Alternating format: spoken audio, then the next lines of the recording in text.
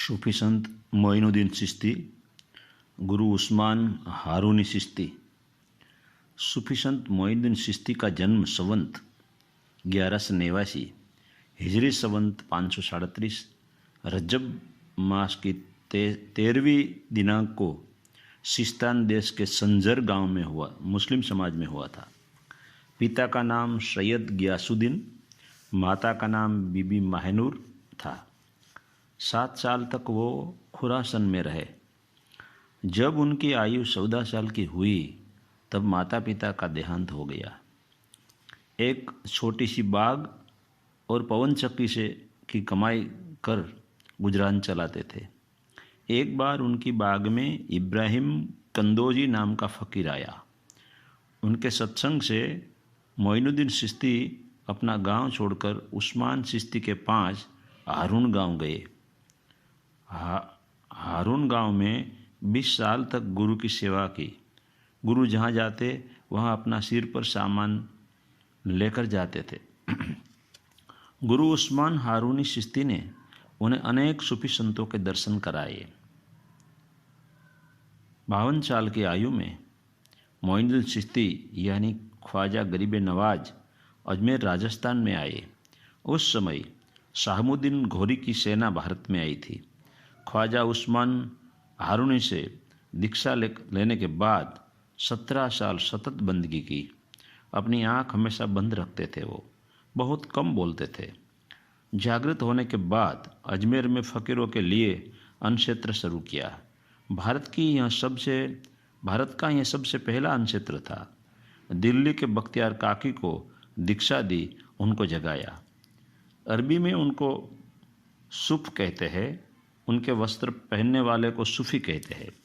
मक्का के पास सफ़ा नाम का पहाड़ है, वहाँ बंदगी करने वाले को सूफी कहते हैं। सूफी शब्द ग्रीक भाषा से सोफाई नाम से उतर आया है। सूफी यानी ज्ञानी।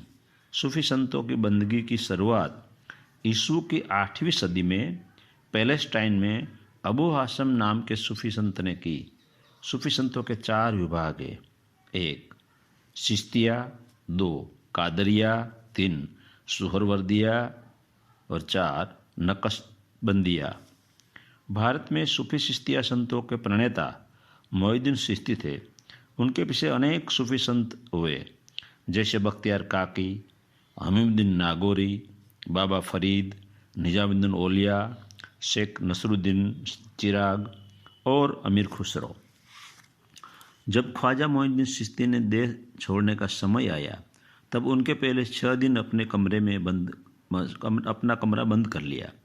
संवत 1288 रजब हिजरी संवत 633 मार्च की 6 दिनांक को अजमेर राजस्थान में देह त्याग कर दिया। वो ख्वाजा गरीब नवाज नाम से भी जाने जाते हैं। उनकी दरगाह पर मेला लगता है, तब हिंदू मुसलमान दर्शन के लिए आते हैं। कुछ अनमोल रत्न है। रज्जब हिंदू तुरक तजी, सुमरो सर्जनहार, पक्षा पक्षी से प्रीति करी, कौन पहुँचा है पार।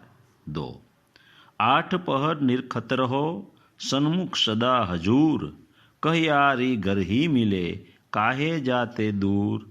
3 8 पहर 64 घड़ी, जन बुल्ला दर ध्यान, नहीं जानो कौन घड़ी, आए मिले भगवान।